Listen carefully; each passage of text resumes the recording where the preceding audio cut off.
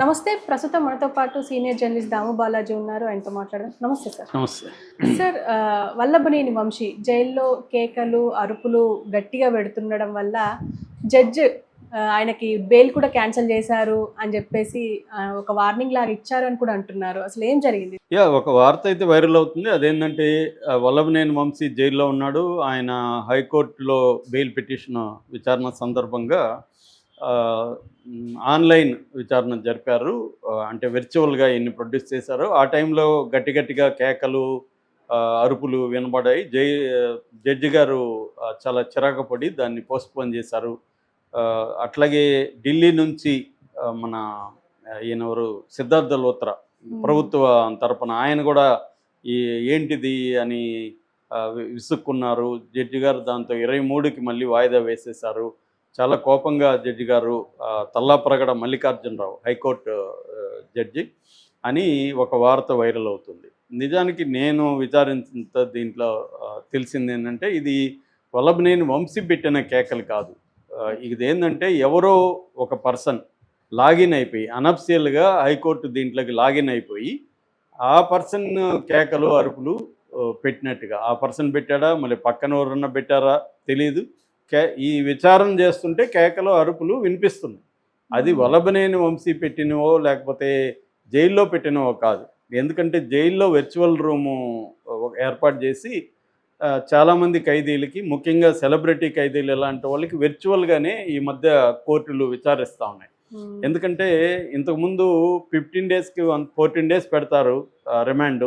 14 days తర్వాత కోర్టుకి తీసుకురావాలంటే వీళ్ళకి ఎస్కార్ట్ పోలీసులు కావాలి. ఎస్కార్ట్ పోలీసులు ఒక్కొక్కసారి అందరికీ దొరకరు. ఎందుకంటే ఎస్కార్ట్ పోలీసులు తక్కువ ఉంటారు. వాళ్ళకి బందోబస్తు ఇంకో డ్యూటీలో ఫెస్టివల్స్ ఇంకోటో జరుగుతుంటాయి. వాళ్ళు అటు వెళ్ళిపోతారు. ఈ ఖైదీలకి రాకపోవడం వల్ల ఏమవుతుందంటే చిన్న కేసుల్లో కూడా ప్రొలాంగ్డ్ జైలు టర్మ్ అనుభవించాల్సి వస్తుంది. అందుకనే మన దేశంలో దాదాపు 5 లక్షల మంది ఖైదీలు ఉంటే అందులో 70% పైన ఖైదీలు రిమాండ్ ప్రిజనర్స్. ఇందులో ఒక రీజన్ వచ్చి ఎందుకు ఇంతకాలం వాళ్ళు ఉంటారని దానికి ఈ ఎస్కార్ట్ రాకపోవడం, కోర్టుకి వాయిదాలకు వెళ్ళకపోయినప్పుడు గుడ్డిగా 14 డేస్ పెరుగుతూ పోతూ ఉంటుంది. సో అందుకని ఈ మధ్య ఏం చేస్తున్నారంటే జైళ్ళల్లో వర్చువల్గా ప్రజెంట్ చేయమంటున్నారు. అక్కడ కెమెరా సిస్టమ్ అదంతా పెట్టేసుకొని దానికి ఒక యాప్ పెట్టుకొని ఇక్కడ వీళ్ళు యాప్ పెట్టుకొని కెమెరా సిస్టంలో ప్రొడ్యూస్ చేస్తే ఈ గోల లేదు, ఎస్కార్ట్ గోల లేదు.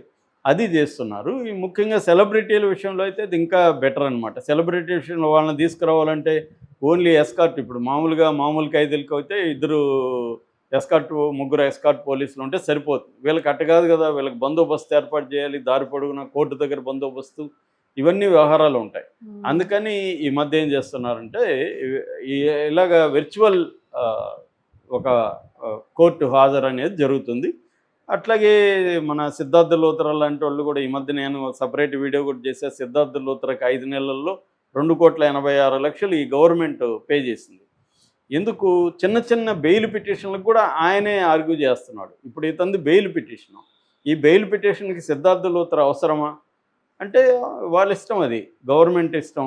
గవర్నమెంట్ చంద్రబాబుకు ఒకప్పుడు సిద్ధార్థ లోత్రా ఉపయోగపడ్డాడు కాబట్టి తన గవర్నమెంట్ డబ్బుల్ని సిద్ధార్థ లోత్రాకి ఈ రకంగా ఆయన పెట్టదలుచుకున్నాడు. 5 నెలల్లో 2,86,00,000 అంటే ఇంక ఈ 5 ఏళ్ళకి ఎంత వెళ్తుందో మనం ఊహించుకోవచ్చు. 5 నెలల్లో 2 కోట్లు అంటే సంవత్సరానికి ఎంత? 5 కోట్లన్నా సంవత్సరానికి మినిమం వెళ్తుంది. 5 ఏళ్లలో 25 కోట్లు ఆయనకి మినిమం ఇస్తారు, మ్యాక్సిమం పక్కన పెడితే. సో ఈ రేంజ్లో జరుగుతుందన్నమాట. అయితే ఇక్కడ ఇంకొకటి కూడా ఏంటంటే కొన్ని డెవలప్మెంట్స్ జరిగాయి. ఒకటి వచ్చి ఇతని మీద బేసిక్గా ఏంటి కేసు, సత్యవర్ధన్ అనే ఒక వ్యక్తిని 23 ఏళ్ళ అబ్బాయి, అతను ఎవరు అంటే అక్కడ మన తెలుగుదేశం పార్టీ ఆఫీసులో కంప్యూటర్ ఆపరేటర్గా పనిచేసేవాడు. వీళ్ళు తెలుగుదేశం ఆఫీస్ మీద ఈ వల్లభనేని వంశీ మనుషులు దాడి చేశారు. ఆ కేసు ఇతని మీద ఉంది. అయితే ఆ కేసులో ఇతను అరెస్ట్ చేస్తే బెయిల్ త్వరగా వచ్చేస్తుంది. ఎందుకంటే అతను ప్రత్యక్షంగా లేదు, సీసీటీవీలో అతను ప్రేరేపించాడని. అప్పుడేం చేశాడంటే వల్లభనేని వంశీ ఈ అబ్బాయిని కిడ్నాప్ చేశాడని కేసు పెట్టారు. ఇతనేమో ఎస్సీ కాబట్టి ఎస్సీ ఎస్టీ కింద కేసు పెడితే బెయిల్ త్వరగా రాదని ఇతని మీద కేసు పెట్టారనేది వైసీపీ ఆరోపిస్తుంది. యాక్చువల్గా ఇతను అసలు నేను లేను ఆ రోజు, నా సాక్షి సంతకం అని నా సంతకం తీసుకున్నారు పేపర్ మీద, నేను అసలు కంప్లైంటే ఇవ్వలేదని అతను కోర్టులో చెప్పాడు. అతని మీద మళ్ళీ ఒక కేసు పెట్టారు. సో ఇది విచిత్రం అనమాట. అతను సొంతంగా చెప్తే అతను డబ్బులు తీసుకొని ఇలా చెప్పాడని అతని మీద కేసు పెట్టారు. మరి డబ్బులు తీసుకొని చెప్పుంటే అతను కిడ్నాప్ అనే సమస్య రాదు కదా. కాబట్టి ఇక్కడ కాంట్రడిక్టరీ ఉంది. కానీ ఇవన్నీ ఎప్పుడు తేలుతాయి? ట్రయల్లో తేలుతుంది. ఈ లోపల తనకు బెయిల్ రాకుండా సిద్ధార్థ లూథరన్ యూజ్ చేస్తున్నాడు Chandrababu. So already SC ST కేసులోనే హిమబిందు జడ్జి గారు, ఆమె ఒకప్పుడు చంద్రబాబుని జైలుకి పంపించిన జడ్జి కూడా ఆమె ఇప్పుడు ఎస్సీ ఎస్టీ కోర్టులో ఉంది. ఆమె తనకి బెయిల్ రిజెక్ట్ చేసింది. దాంతో ఇతను హైకోర్టులో అప్పీల్ చేసుకున్నాడు వల్లభనేని వంశీ.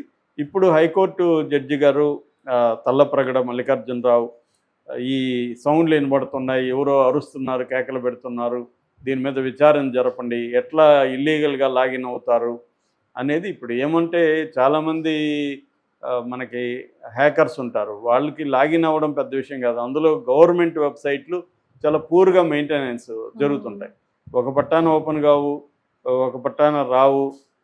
అందువల్ల వాటిని హ్యాక్ చేయడం పెద్ద విషయం కాదు. అలాగే ఎవరో హ్యాక్ చేశారు అంటే వల్లభనేని వంశీని ఇబ్బంది పెట్టడానికి తెలుగుదేశం వాళ్ళు హ్యాక్ చేశారా అనేది కూడా తెలియాలి. ఎందుకంటే ఇప్పుడు కరెక్ట్గా ఆ టైంకి వాళ్ళు ఎందుకు హ్యాక్ చేశారు? వల్లభనేని వంశీ వాళ్ళు అయితే చేసి ఉంటారు కదా, వాళ్ళకి ఇబ్బంది కదా అది. అలా చేసి డిస్టర్బ్ చేస్తే అంటే ఇక్కడ జడ్జి గారి కోపం తెప్పిస్తే బెయిల్ ఇవ్వకుండా చేయొచ్చు అనేది ఒక యాంగిల్.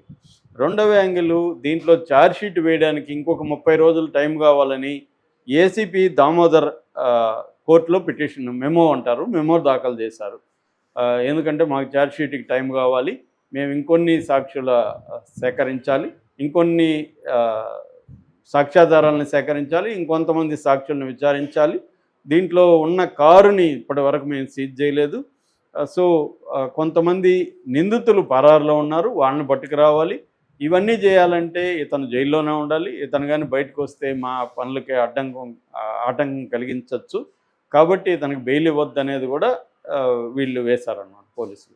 ఇదంతా కూడా రొటీన్గా జరిగేదే. అంటే ఒక రాజకీయ ప్రత్యర్థిని జైల్లో వేసినాక మ్యాక్సిమం జైల్లోనే ఉంచాలనేది ప్రతి పొలిటికల్ పార్టీ అనుకుంటుంది. ఇమీడియట్గా బెయిల్ రాకుండా ఏం చేయాలి అనేది చంద్రబాబుకు, అందులో మన దేశంలో ఉండే వివిధ వ్యవస్థల మీద చంద్రబాబుకు ఉండే పట్టు, ఆ వ్యవస్థల్లో తన మనుషుల్ని ఎలా పెట్టడం, ఒక లాంగ్ టర్మ్ ప్లాన్లో ప్లాన్ చేసుకుంటూ వెళ్తే వాళ్ళు గ్రో అయ్యి పైకి వెళ్ళిపోతారు.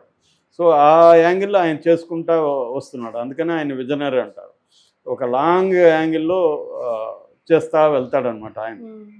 సో ఆయనకి ఈ వ్యవస్థలు ఇంటర్నల్గా ఎలా పనిచేస్తాయి అనేది ఆయనకి తెలిసినట్టుగా ఎవరికి. మనం యూనివర్సిటీలో ఇంకో దగ్గర చదువుకుంటే థియరీ తెలుస్తుంది, కానీ నీకు ఆ వ్యవస్థల్లో ఉండి వ్యవస్థల్లో ఢీకొని వ్యవస్థల్ని మేనేజ్ చేసుకుంటూ వెళ్ళే వాళ్ళకి మాత్రమే ఇవి ఇంటర్నల్గా ఎలా పనిచేస్తుంటాయి, పోలీస్ స్టేషన్ ఎలా పనిచేస్తుంది, వ్యవస్థ అంటే జైలు ఎలా పనిచేస్తుంది, న్యాయ వ్యవస్థ ఎలా పనిచేస్తుంది, ఇవన్నీ అనేక న్యూయాన్సెస్ తెలిసిన వ్యక్తి చంద్రబాబు. సో అందుకనే జగన్కి చంద్రబాబుకి అనేకసార్లు నేను తేడా చెప్తుంటా. చంద్రబాబు జగన్ ప్రభుత్వంలో ఉన్నా కూడా, చంద్రబాబు ప్రతిపక్షంలో ఉన్నా కూడా జగన్ని వేధించగలిగాడు. దాదాపు 2 ఏళ్ల పాటు జగన్ని మేజర్ డెసిషన్లు తీసుకోనియకుండా చంద్రబాబు అడ్డుకోగలిగాడు. సో దాదాపు ఒక 300 పిల్స్ ఎంతో అప్పుడు జగన్ ప్రభుత్వం మీద వేయించగలిగాడు చంద్రబాబు. అవి కూడా అన్ని తన మనుషులతో వేయించడు. దానికోసం కొన్ని ఆర్గనైజేషన్లు పెట్టుంటారు, సిటిజన్స్ ఫోరం, డెమోక్రసీ ఫోరం, ఇలాంటివి ఉంటాయి. సో వాళ్ళు వేస్తూ ఉంటారు పిటిషన్లు. సో ఇలాగా అంటే ప్రతిదాన్ని ఎలా ఆర్గనైజ్ చేయాలి, ఏం చేయాలి, ఇది వచ్చినప్పుడు ఎట్లా చూసుకోవాలి, ఏ బెంచ్కి వెళ్ళాలి, ఏ బెంచ్లో ఎవరు ఉంటారు, క్లర్కులు ఎవరున్నారు, రిజిస్ట్రార్ ఎవరున్నారు, ఇవన్నీ మొత్తం కూడా చంద్రబాబుకి ఆ మెథడ్ అంతా తెలుసు. దానికి సంబంధించిన సిస్టమ్ కూడా, లీగల్ సిస్టమ్ కూడా తెలుగుదేశానికి ఉన్నంత లీగల్ నెట్వర్క్ దేశంలో ఏ పార్టీకి లేదు. అంత బాగా లీగల్ నెట్వర్క్ పెట్టుకుంటారు. సో ఈ స్థాయిలో ఇప్పుడు అందుకనే జగన్ వైపు నుంచి ఎవరు అరెస్ట్ అయినా చూడండి, ఒక పిన్నెల్లి అరెస్ట్ కానీ, ఒక మన పోసాన్ అరెస్ట్ కానీ, ఇంకొక ఆయన, సో ఇలాగ చాలామంది, వంశీ కానీ, ఇలా చాలామంది అరెస్టులు, ఎవరు కూడా నెల లోపల బయట వచ్చిన వాళ్ళు లేరు. అదే చంద్రబాబు టైంలో చూడండి, ఇమీడియట్గా మన రఘురామ